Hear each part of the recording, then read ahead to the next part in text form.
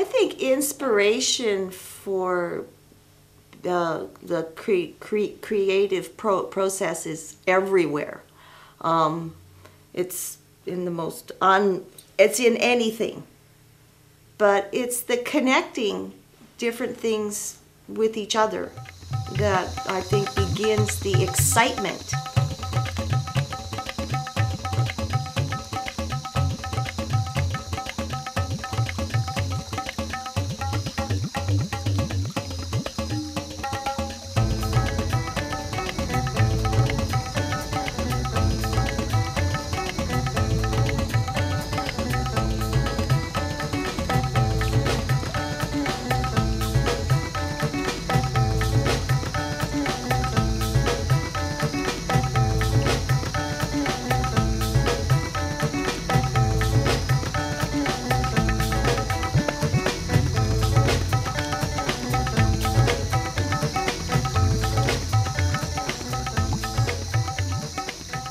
I feel that part of it begins as in a sort of disciplined way where you want to achieve a goal sometimes, and then it goes off in all kinds of different tangents, which may take you. It's an experience journey, and the goal that you get to, that you end up with, is most likely very different from where you began.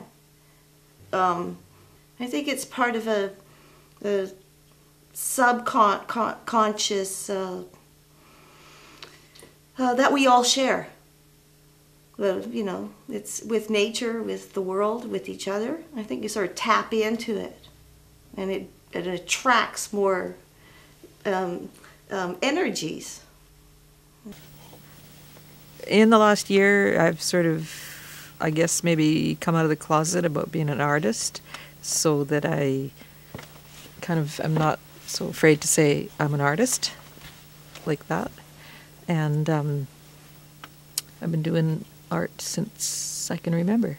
Well, the first thing that comes to mind, because of what might have inspired me, is something from my childhood where I remember coloring with crayons and finding that certain colors could be combined and put together and juxtaposed with one another in really, you know, astounding color combinations.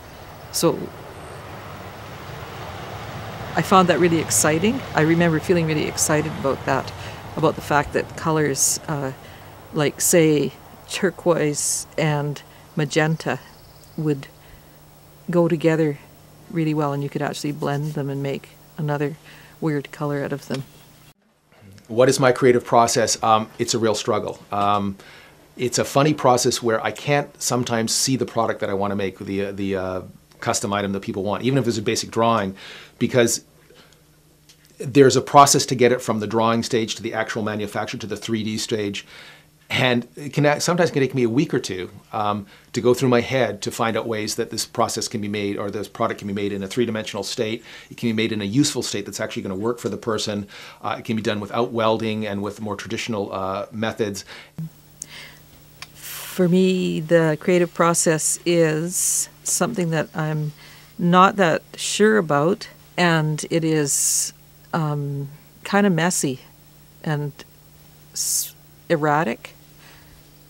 So I'll be jumping from one thing to another and zipping around, and I'll work on this and I'll work on that, and I'll make something and then maybe cut it up or take it apart and keep working at it and reworking it until it starts to kind of have some kind of appearance that I can recreate again. So you kind of create the thing and then you have to recreate it and keep doing that until you get something coming out that feels like it has some integrity. There's always something new to do, something new to learn. You'll never be doing the same thing twice ever. And there's no reason to. You know, it's the inspiration for is boundless. There's no limits. The human part in things is sort of the thread that ties different forms, art forms, to each other.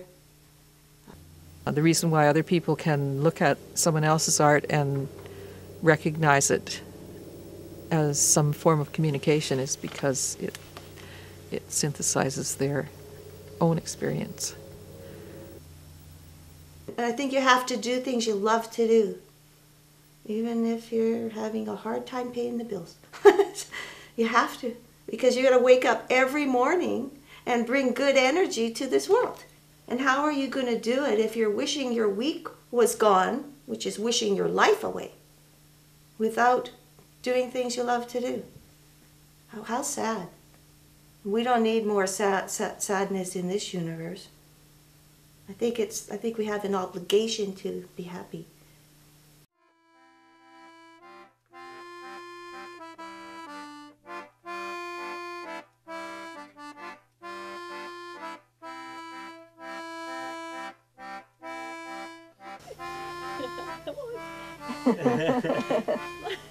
Okay, ready? Yeah.